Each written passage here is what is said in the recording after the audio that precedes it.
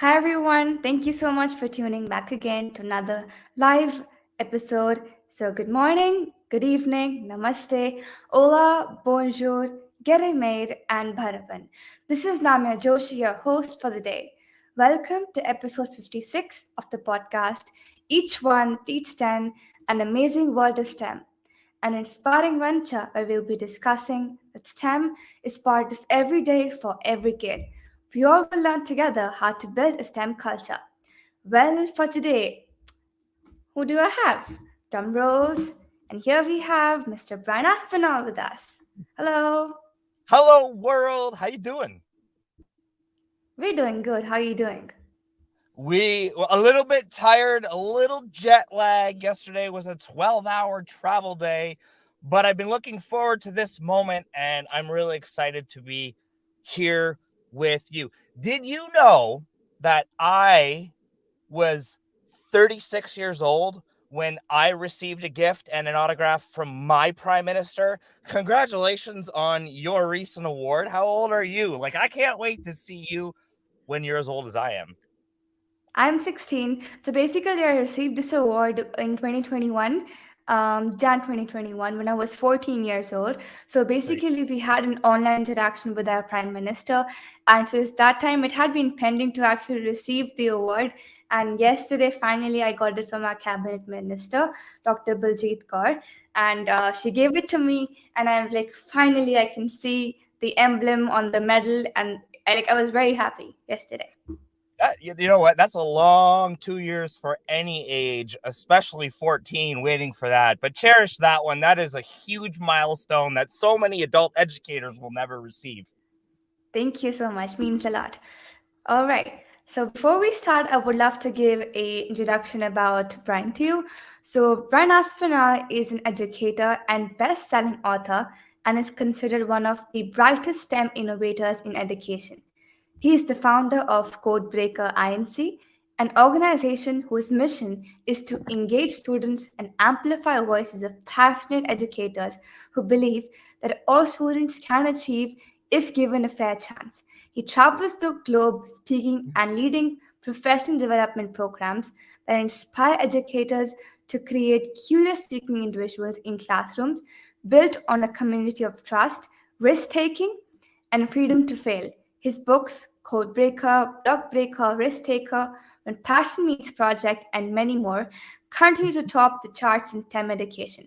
He's also awarded with the Prime Minister's Award for Teaching Excellence for his work with coding and computational thinking. I'm so excited to have you here. So, we would love to know more about the work you're doing right now and what are some of your future projects that you have thought about.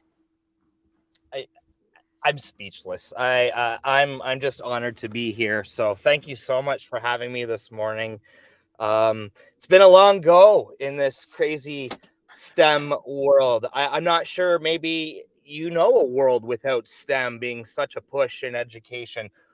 Before we get into me, though, what are your thoughts on this chat AI bot? Because I'd really like to know if you think that should be a tool we use in our schools. Actually, if I'm being more honest, I've used it. And like once we were given I was practicing because I'm in 10th, and I was practicing some question paper MCQs from a self-study. So I was confused in one of the MCQ, and I think the answer given back was wrong. So I asked it, Chat GPT, it gave me the wrong answer. So, Oh, and like that happened with him, being honest here, but I think it's a really great tool if it is used like properly, because I'm also in the global student chat, and we recently had a discussion on this Chat GPT, and basically like it's all it depends upon how we use it. Like it's a really great tool if in the right hands, and if it is carved out in a beautiful way, then I think it is the great future. I couldn't have said that better myself. It's as carved out in a beautiful way. It'll make for a great future. One thing I like to think about, I know that we need to be mindful of the data it's collecting on our young people because maybe we're not sure yet. But in education, we continue to preach preparing students for more school or their working world. So I don't want to Mhm. ban the tools of today when you're going to live in the world of tomorrow. That's just my 2 cents. Let's move on. Totally agree with that. I totally agree. All right. So, also, I would love to ask you if you're okay getting some questions from the comments. Sure. All right. So, please go ahead, type all the questions, your inspiring comments in the chat box, and we'll be showcasing them soon. All right. So coming to my next question for you is that we have obsession with data removes the wonder, and like that basically removes the like curiosity from learning. So how can students like get more interested when they're doing coding in the classroom? That is a great question. I have two schools of thought on this. Number one, if you can learn to read, you can read to learn. And coding is no different. If you can learn to code, you can code to learn. The secret, I believe, is to start our young people with coding tutorials. That focuses on knowledge and understanding. It's like learning how to spell or learning your multiplication tables. But once we have a mastery of understanding how to move a robot from point A to point B, I think it's time to enter that sandbox space where we can create content for learning, or we can code to learn. Maybe it's the Scratch sandbox, or we can build an app that demonstrates solid liquids and gases, or something like that. What I have found is when we learn anything new, I'm going to focus on coding because that's where I live, in the coding world. When we learn anything new, particularly coding, it almost never works the first time through when we write code.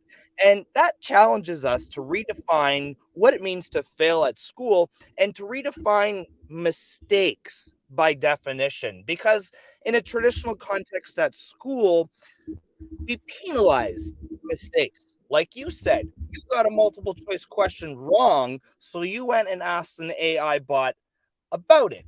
Now, how do we celebrate learning and growth and reflecting on the mistakes? I think once we put a grade or a number on student work, that's where the learning ends. We get so focused. And I teach teachers today. I teach at the university, so I teach adult learners. And my adult learner teacher friends still want to know their grades. What did I get? What did I get? And I want to push the conversation more to what did I learn? What can I learn? And can I try this? That's really inspiring. I totally agree. And the point that we should learn to read and then read to learn, and that's how learn to code and code to learn. And that's absolutely agreeable that it never works for the first time. If you're trying to create some code, and even if you're trying to make like a small, thing that just is like printing this things in series using Python, something may go wrong. But whenever you're Hold learning on. from your mistakes, it You happens. just you're saying printing strings in Python, you just lost your entire adult audience. I know what you're talking about. Totally agree. All right. And I actually agree with like, when we come to increasing the interest in classroom with coding that basically, we can bring a lot of creative solutions to critical problems, encouraging more exploration.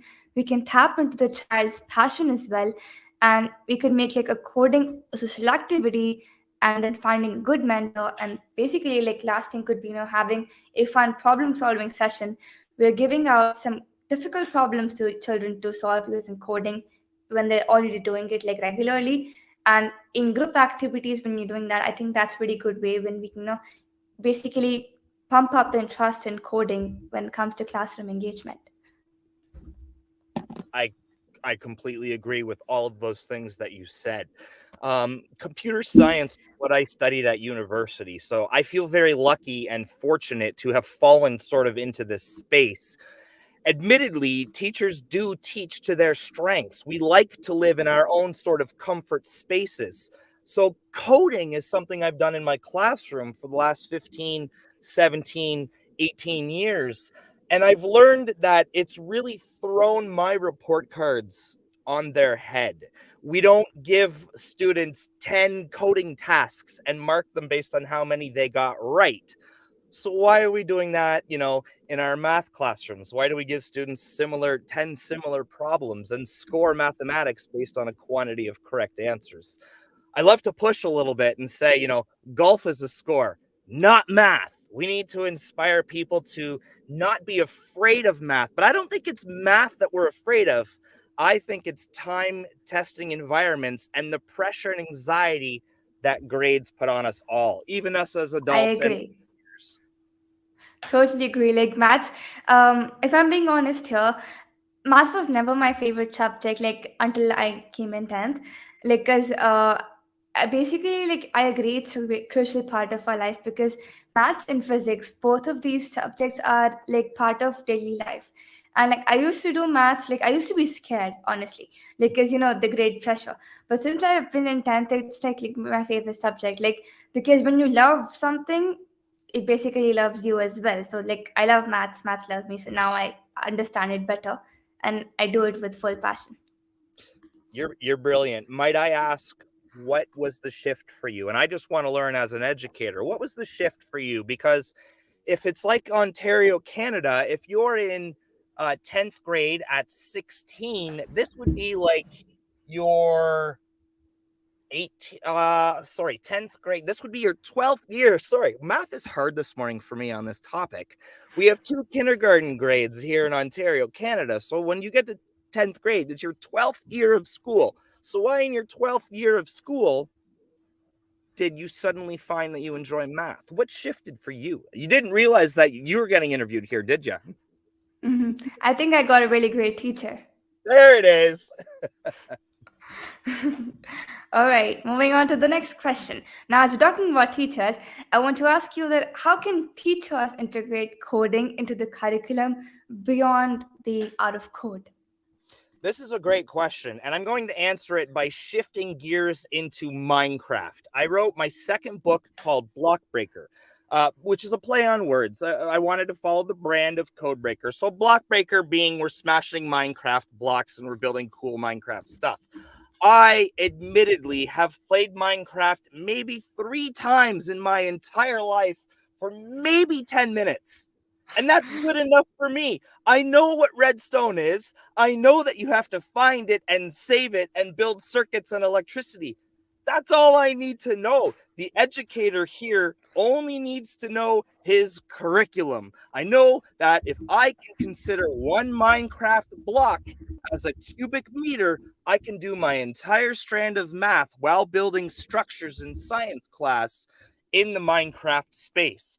Having said that, what I have learned is challenging as it was for me to quote unquote let go. And when I say that, I just mean encourage my students to take some accountability for their own learning, moving from student engagement to student empowerment.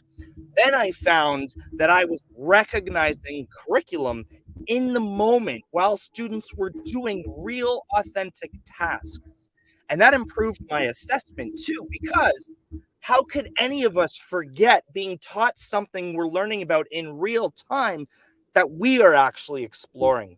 So, with regards to coding, I don't think we need to be any sort of coding gurus or experts. I think we need to be our own curriculum gurus and experts and be able to recognize the learning when it happens in those real, authentic moments. Absolutely agree. And like I have felt that in our own school as well. Like the teachers, it's not like they need to know how to use Minecraft, how to do coding. Until and unless they know the curriculum, they can empower students to create that into Minecraft or create that thing into coding. And that's how the basically entire, shifts from student engagement to student empowerment, where we're engaging them as well, but then empowering them to create things as well while coding or while doing in Minecraft.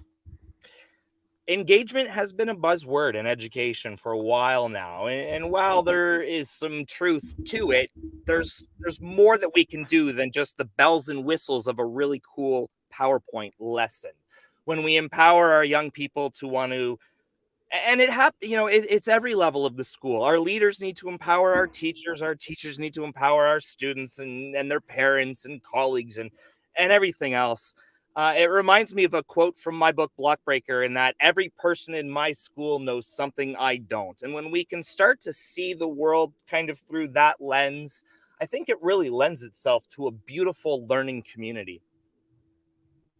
That's absolutely understandable and acceptable. I totally agree.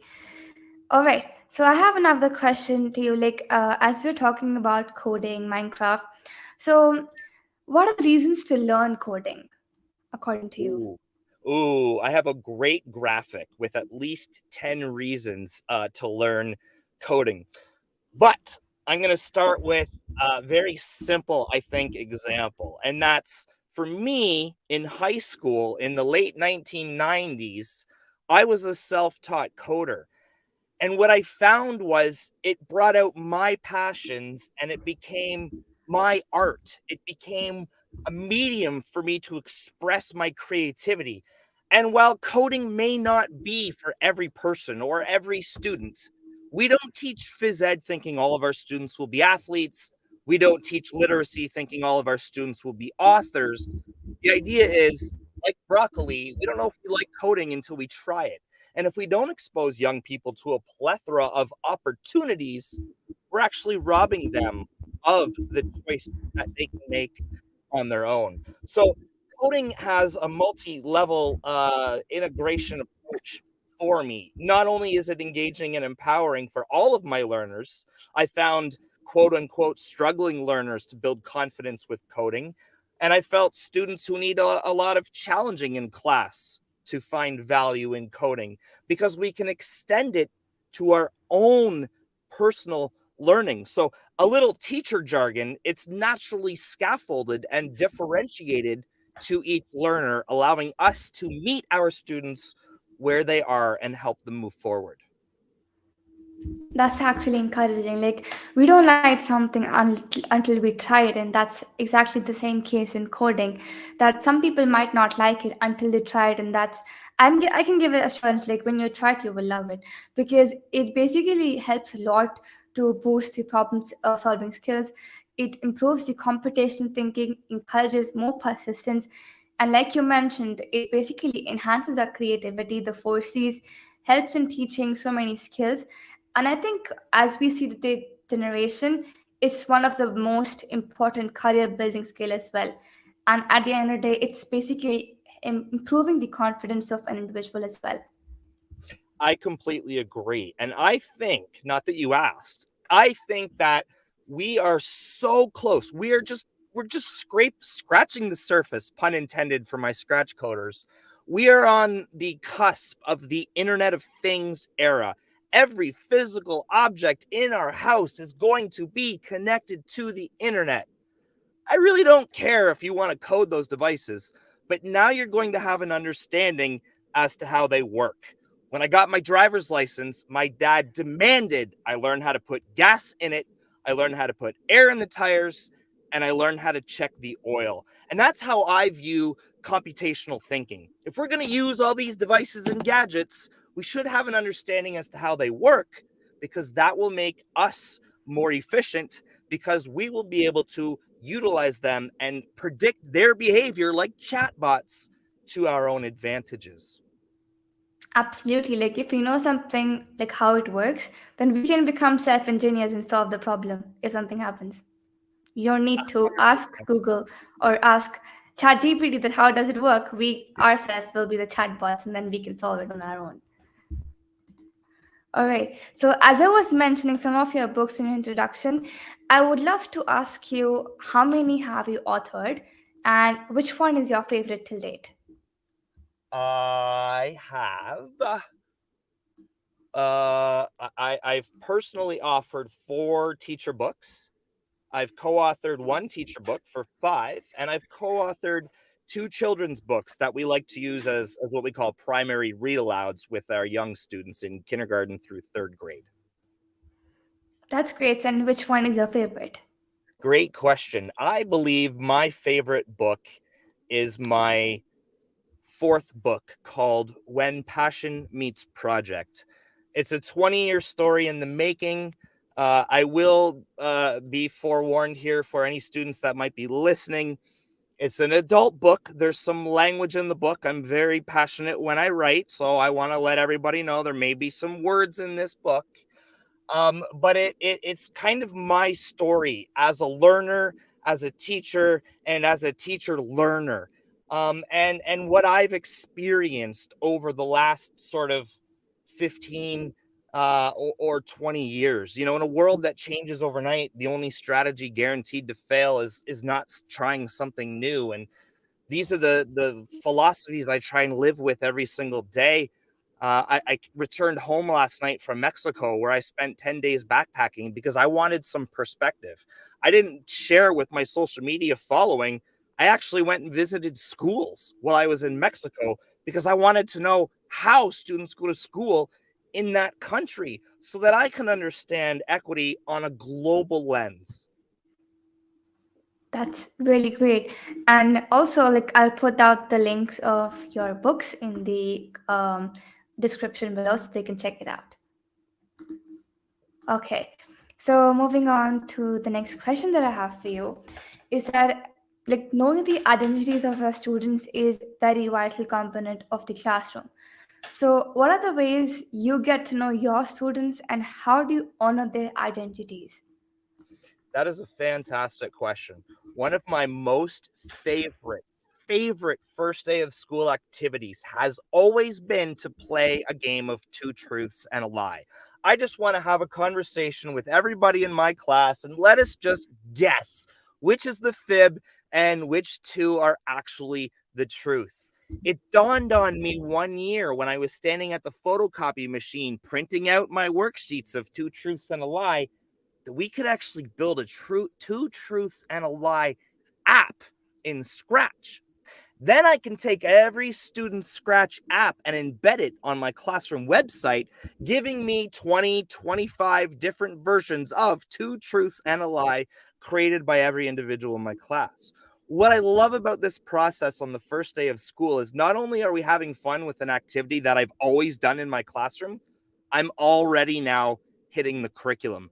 If you want to create a game of two truths and a lie, you have to understand how variables work, arrays, and even lists within Scratch. Then we have to explore things like probability of the three and one is false. What are the odds of you actually guessing which one is correct? So I get to now talk about all my math curriculum on that very first day of school.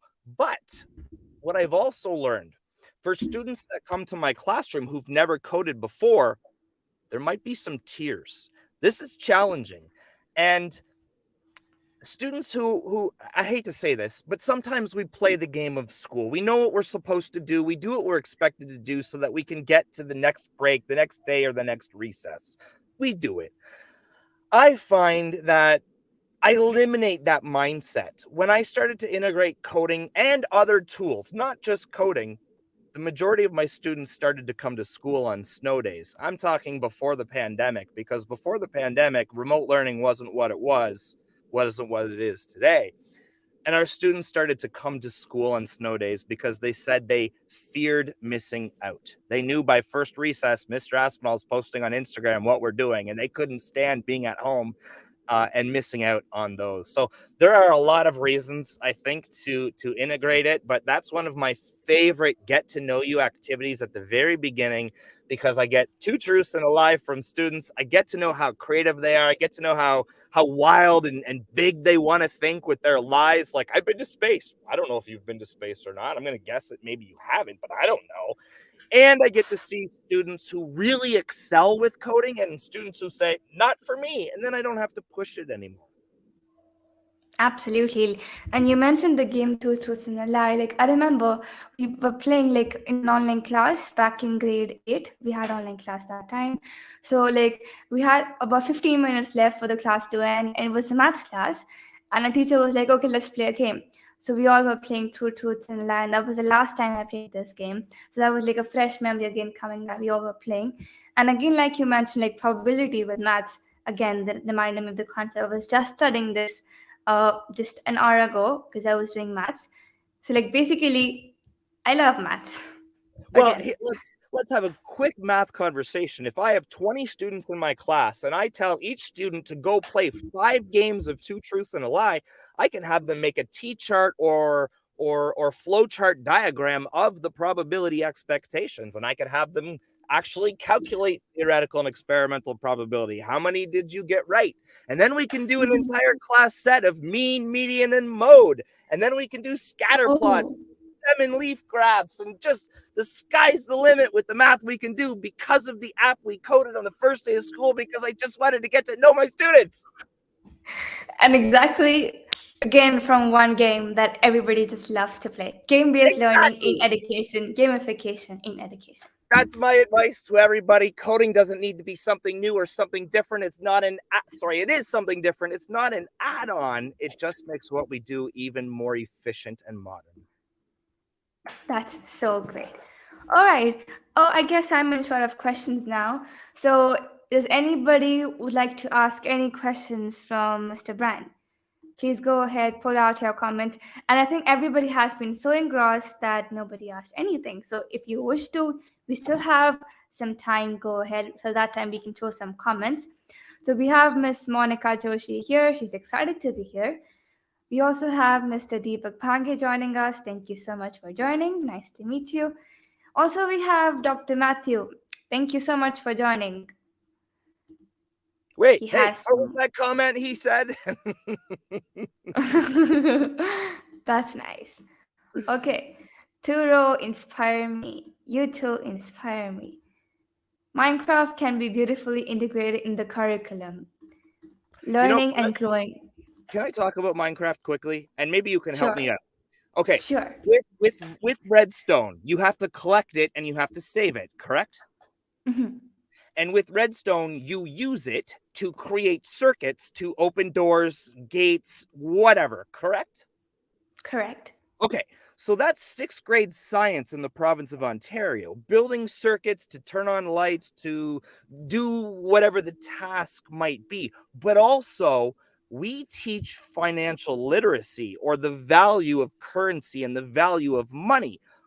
Well, I don't think the 8-year-olds in our classrooms understand the value of money, but they do understand the value of redstone. And if they use it all, they're essentially broke or bankrupt. So I've even used Minecraft to teach some of the other concepts that we do all across the globe in our classrooms every single day. Absolutely. Like redstone has more value than diamonds. You Yes! can. Tweet that I will. After this, I'm going to tweet that right now. at Blockbreaker EDU. Exactly.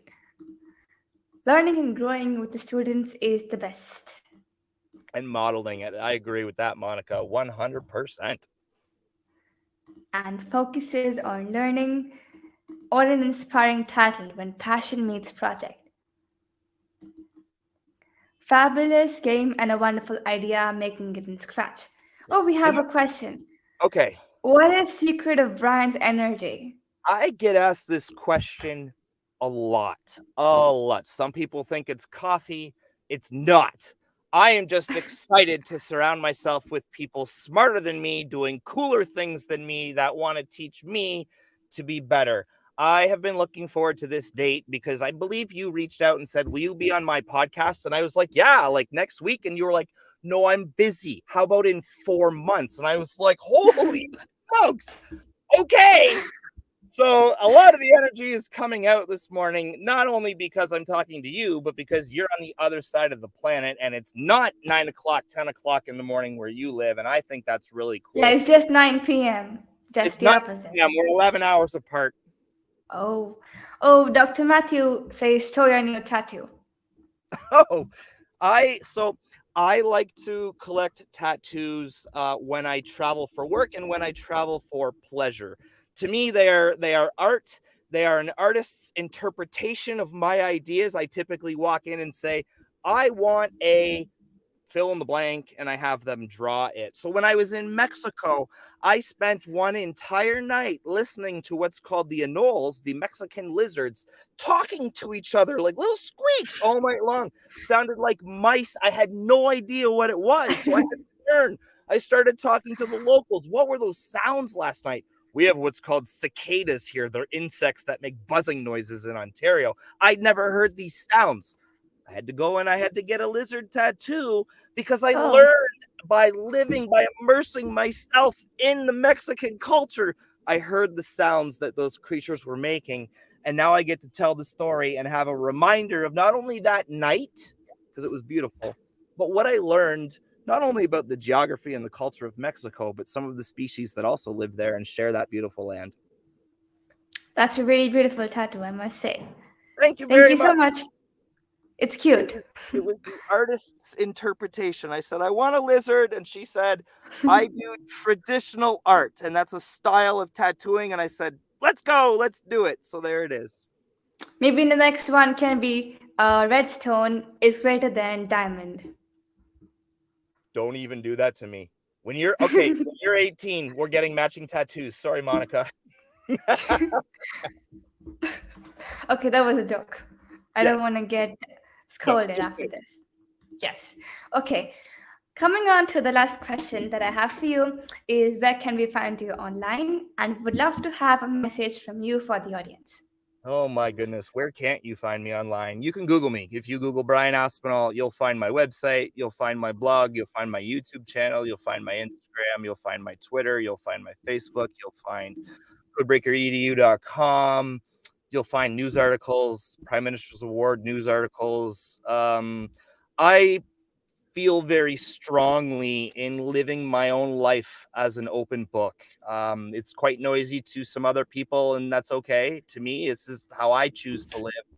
But I find real value in modeling my own life and my own learning, not just in school. Like I went to Mexico for 10 days on foot, February 1st to February 10th, and I learned a ton about that culture. A lot of leadership lessons I learned spending time there. So I like to put all of my learning online. I am a complete open book. I like to tell my students, I think it's really important to build your own positive digital footprint. In the off chance somebody has something bad to say about you, at least there's all this positive stuff that you have created. Every single applicant applying for a job in 2023 and moving forward is going to be Googled by the employer. And if they find news headlines about you that may not be very nice, that could be a problem. So I believe in putting yourself online. I know your question was, where can you find me online? And that was a long-winded answer. BrianAspinall.com is the short answer. Oh, well, she say something. Oh, here we go. Me and you, Monica. Me and you.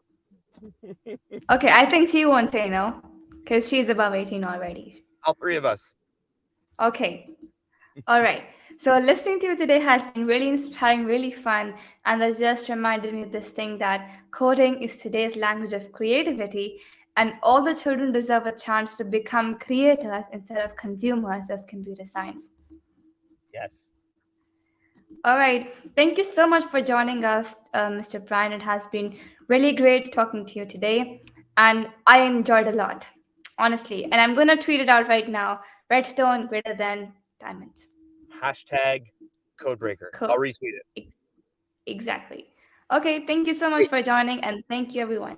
Redstone is better than Bitcoin. How about that one? Ooh, even better. Even Bitcoin better. is today's diamond. We have to mine it. Exactly. That's really great. All right, thank you so much, everyone, for joining us.